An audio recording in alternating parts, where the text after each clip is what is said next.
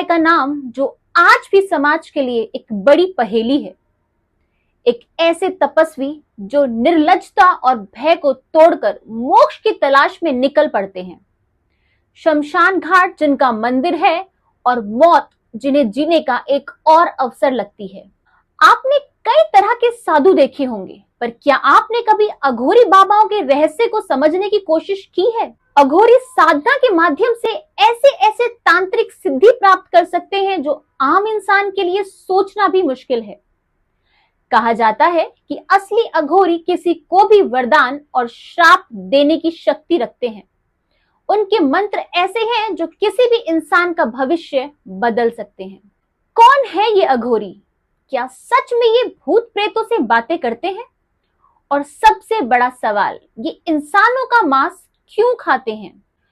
अघोरी की मृत्यु के बाद कैसे करते हैं उनका अंतिम संस्कार? आखिर क्यों अघोरी शमशान में रहते हैं जहां जाने से एक आम इंसान डरता है? महिला अघोरी कैसे जीती है अपना जीवन? दोस्तों, अगर आप भी अघोरी बाबाओं की इस असली कहानी को और रहस्य को जानना चाहते हैं तो हमारी आज की ये डॉक्यूमेंट्री आपको इन्हें देखने और समझने का एक नया ही दृष्टिकोण प्रदान करने वाली है। तो बने रहिए हमारे साथ इस वीडियो में और शुरू करते हैं अघोरियों की कहानी। अघोरी साधु एक ऐसे तपस्वी होते हैं जो भक्ति का एक अलग ही रूप धारण करते हैं। ये शिव भक्त तो हैं, पर इनका मार्ग ध्यान और योग का नहीं है। इनको तलाश है उस अंतिम सच की और पूरा जीवन ये इसी खोज में निकाल देते हैं। अघोरी साधुओं का मानना है कि जब तक मनुष्य अपनी सभी भावनाओं के पार नहीं चला जाता, मोह, माया, डर, शर्म, तब तक वो मुक्ति नहीं पा सकता। इसीलिए अघोरी साधुओं को किसी भी चीज से घृणा या परहेज नहीं होता। ये साधु ये मानते हैं कि इन्हीं सब चीजों के बीच में रहकर जब वो ध्यान लगाते हैं शिव में और इनका ध्यान अड़िग हो, तभी मुक्ति मिल सकती है। इन अघोरी साधुओं का जीवन बाकी साधुओं से और मनुष्य से बहुत ज्यादा अलग होता है। और एक मनुष्य अगर इन्हें देख ले तो वो डर के मारे कांप जाता है। ऐसा जीवन इन अघोरी साधुओं का होता है।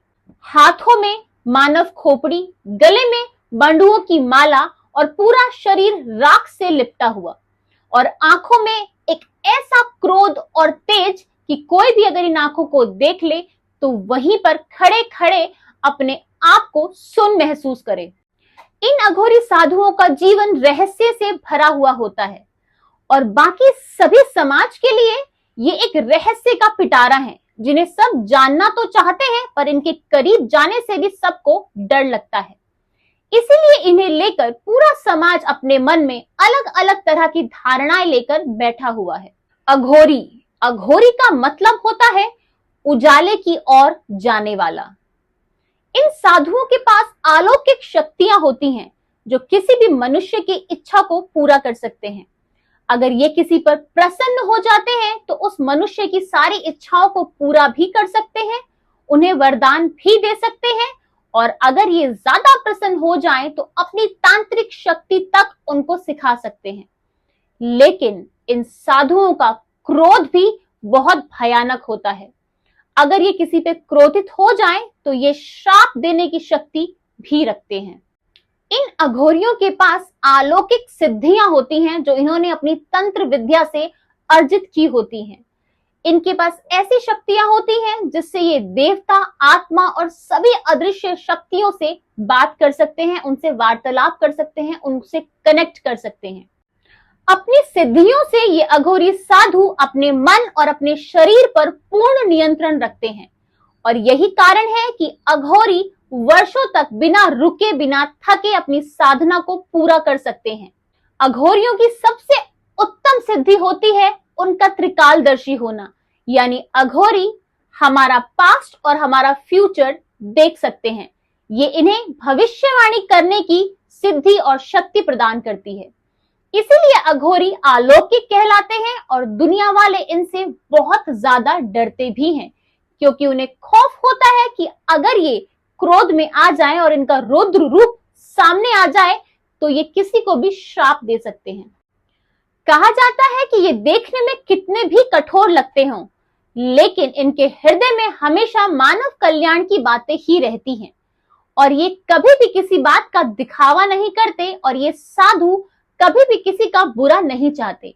ये हमेशा समाज को ऊंचाइयों पर ही देखना चाहते हैं। अघोरी साधु शमशान घाटों में अपनी तपस्या करते हैं, अपनी साधना करते हैं और वहीं रहते भी हैं। ये शमशान घाट में ध्यान लगाते हैं और मांस भी खाते हैं। शव, हटाहट, जीवित आहार भी इन्हें प्रसाद ही लगता है। इनके अनुष्ठान में अजीब तरह की शारीरिक क्रियाएं भी शामिल हैं। तंत्र, मंत्र और मृत शरीरों से की गई क्रियाएं शामिल होती हैं। एक आम इंसान इनको देखकर ही डर जाता है। ये अपनी सभी अनुष्ठानों को गुप्त रूप से करना ही पसंद करते हैं और ये गुप्त रूप से ही करते हैं क्योंकि एक आम इंसान इनकी उन अनुष्ठानों को देखने का हृदय भी नहीं रखता है। आइए अब जानते हैं कि अघोरियों की उत्पत्ति हुई कहां से थी।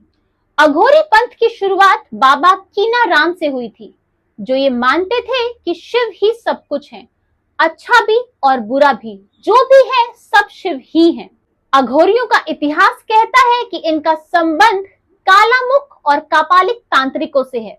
ये वो तांत्रिक थे जिन्होंने जीवन और मृत्यु के बीच का फर्क मिटाने की साधना की थी उम्र भर। बाबा कीनाराम ने सभी अघोरियों का संगठन किया, एक साथ सभी अघोरियों को लेकर आए और उनका एक संप्रदाय, उनका एक संगठन तैयार किया। इसीलिए सभी अघोरी बाबा कीनाराम को अपना गुरु भी मानते हैं। अघोरियों का ये संप्रदाय तांत्रिक सिद्धियों का अनुयायी है और ये मानते हैं कि मोक्ष प्राप्त करने के लिए ये सिद्धियां ये एक अलग ही मार्ग पर उनको ले जाती है और मोक्ष प्राप्ति में उनकी मदद करती है। आइए अब रोशनी डालते हैं अघोरी बाबाओं के उस भयंकर जीवन के ऊपर जिससे सभी दुनिया वाले बहुत ज्यादा डरते हैं, थर थर कांपते हैं। आखिर क्यों इंसान अघोरी बाबाओं से डरता है और क्या कारण है कि अघोरी मांस खाते हैं? अघोरी साधुओं को भगवान की उस अलौकिक शक्ति को प्राप्त करने के लिए तरह तरह के कष्ट और तरह तरह की क्रियाओं से गुजरना पड़ता है। इन्हें अपने आप को हर तरह की कसौटी पर खरा उतारना पड़ता है, तभी भगवान की उन अलौकिक शक्तियों को ये प्राप्त कर सकते हैं। और शमशान में रहना उसी कसौटी में से एक कसौटी है। अघोरियों को किसी भी चीज का भय नहीं होता, ना मन का भय, ना शरीर का भय और ना ही मृत्यु का भय।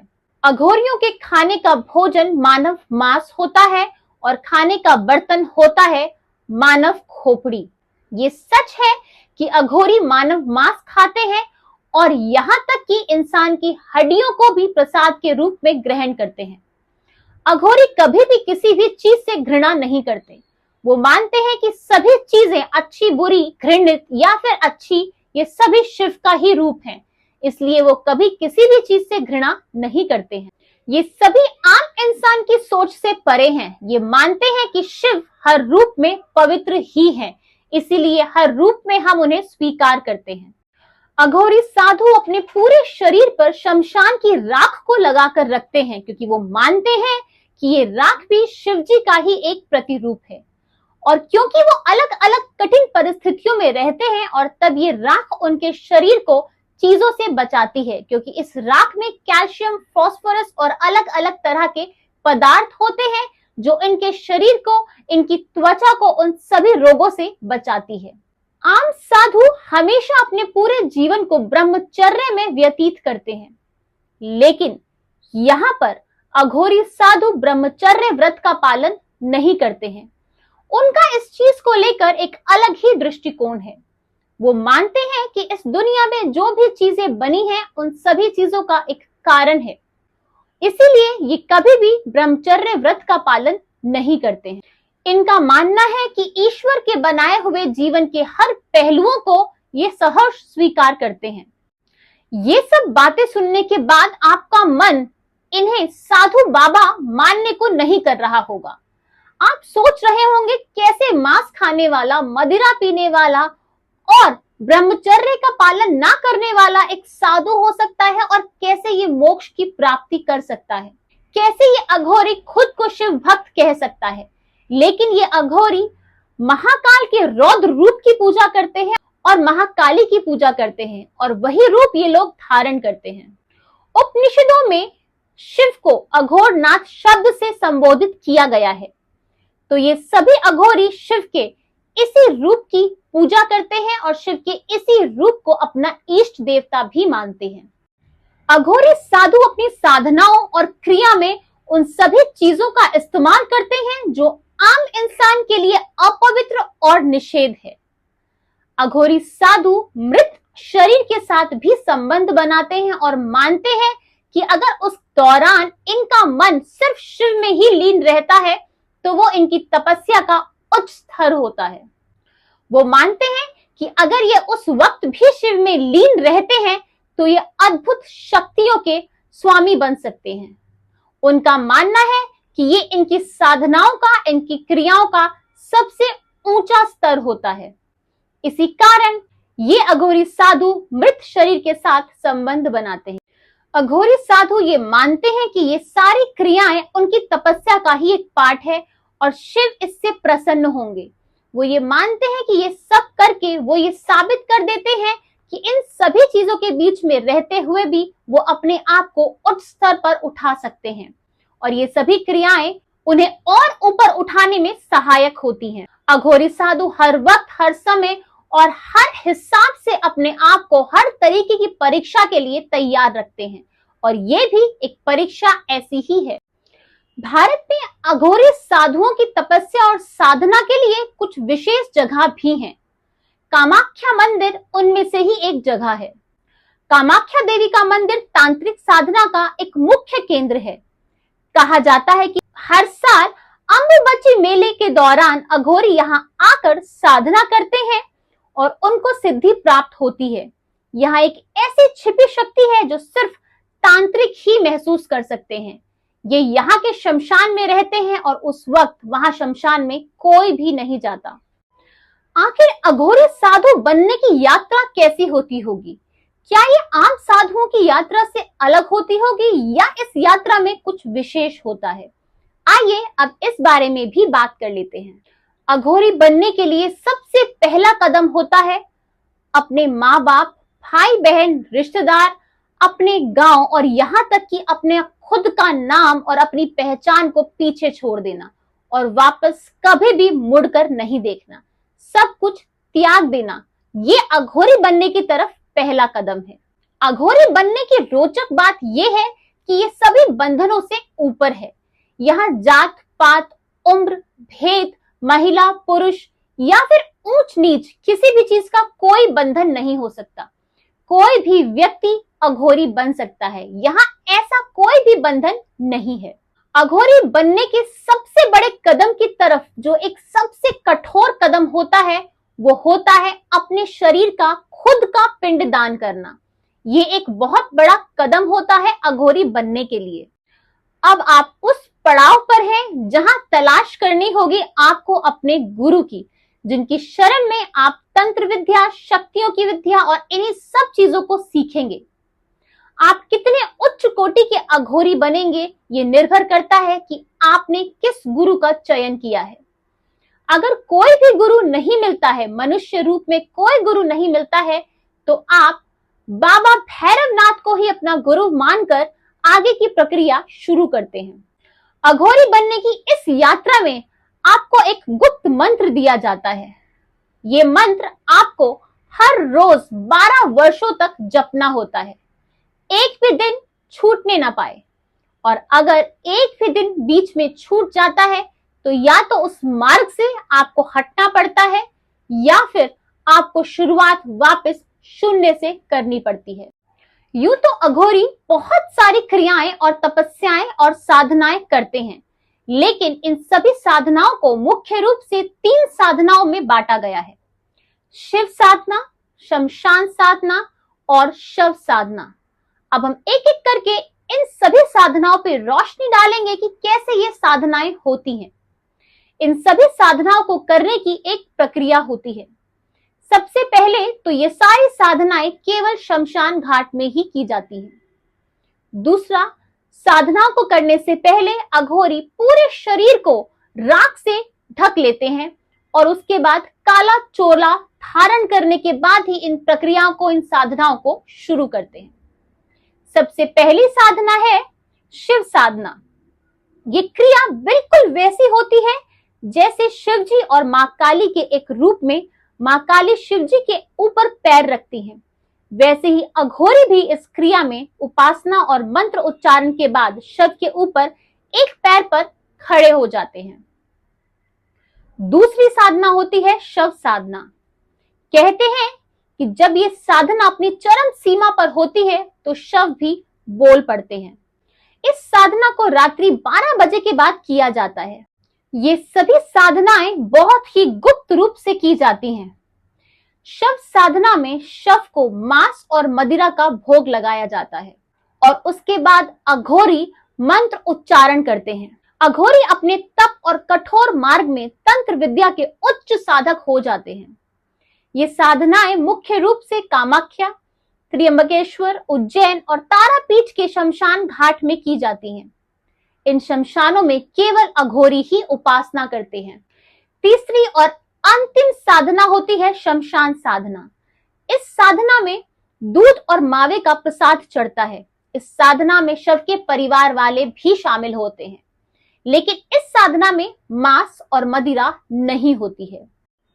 अब आपके मन में और हम सबके मन में एक सवाल ये आता है कि आजकल ऐसे बहुत सारे अघोरी दिखते हैं, तो कैसे मालूम पड़ेगा कि कौन है सच्चा अघोरी? कैसे पहचान सकते हैं सच्चे अघोरी को? तो ये पहचानना वाकई बहुत मुश्किल होता है। तो कैसे जान पाए कि कौन है सच्चा अघोरी और कौन है ढोंगी? इसे पहचानने का केवल एक ही तरीका होता है, उनकी साधनाएं, उनकी क्रियाएं। लेकिन जो सच्चा और असली अघोरी होगा वो कभी भी अपनी साधनाओं का और क्रिया का दुनिया में दिखावा नहीं करेगा। और ये अघोरी वैसे भी दुनिया से अलग ही रहते हैं। ये अपनी साधनाओं से उस उच्च कोटि पे पहुंच चुके होते हैं जहां ये चाहे तो पल भर में किसी को भी राजा और किसी को भी रंक बना सकते हैं। यहाँ पर बहुत सारे ढोंगी अघोरी भी होते हैं, लेकिन ये याद रखिए, असली अघोरी कभी भी किसी से भी कुछ नहीं मांगता।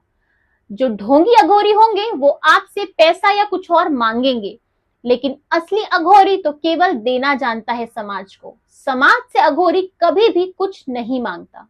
अघोरियों के जीवन का अंतिम लक्ष्य होता है समाधि। कैसे होता है अघोरियों का अंतिम क्रियाकर्म? क्या ये कुछ अलग होता है? तो यहाँ हम कहेंगे कि सनातन धर्म के रिचुअल्स के हिसाब से ही इनकी अंतिम क्रिया भी थोड़ी बहुत मिलती जुलती है। जब इनका अंतिम समय आता है तो इन्हें पहले से ही आभास हो जाता है और कुछ अघोरी पहले से ही अपने साथी अघोरी को बता देते हैं कि उनके शरीर के साथ क्या करना है। कुछ अघोरियों के शरीर को या तो जलाया जाता है या दफनाया जाता है। कभी कभी कुछ अघोरी अपने साथियों को कहते हैं कि उनके शरीर को, उनके मृत शरीर को किसी पवित्र नदी में बहा दिया जाए, तो वैसा भी किया जाता है। अघोरी ये मानते हैं कि मृत्यु जीवन का अंत नहीं, बल्कि यही तो जीवन की शुरुआत है। आज की इस वीडियो में हमने बात की है एक ऐसे संप्रदाय की जो एक रहस्य है और जिसको जानना और समझना सबके बस की बात नहीं है। एक ऐसा संप्रदाय जिसके लिए भक्ति, विश्वास, तपस्या एक अलग ही रूप में है। लेकिन एक सवाल अब भी है, क्या अघोरियों का ये मार्ग सही है या गलत? क्या सच में अघोरियों के पास ऐसी दिव्य शक्तियां होती हैं? और सबसे बड़ी बात, क्या आप किसी अघोरी से मिलना चाहेंगे? अपने जवाबों को कमेंट सेक्शन में जरूर लिखिएगा। एक बात मैं आपसे यहाँ कहना चाहूंगी, आपका एक लाइक और एक सब्सक्राइब हमें और भी ज्यादा मोटिवेट करता है। हम इस राह पर चल तो पड़े हैं जहां हम अपने सनातन धर्म और अलग अलग चीजों को एक्सप्लोर कर रहे हैं, पर आपका साथ भी जरूरी है। इसलिए प्लीज लाइक और सब्सक्राइब करके हमें अपना साथ जरूर दीजिएगा। आज की वीडियो देखने के लिए thank you so much. Subscribe my channel.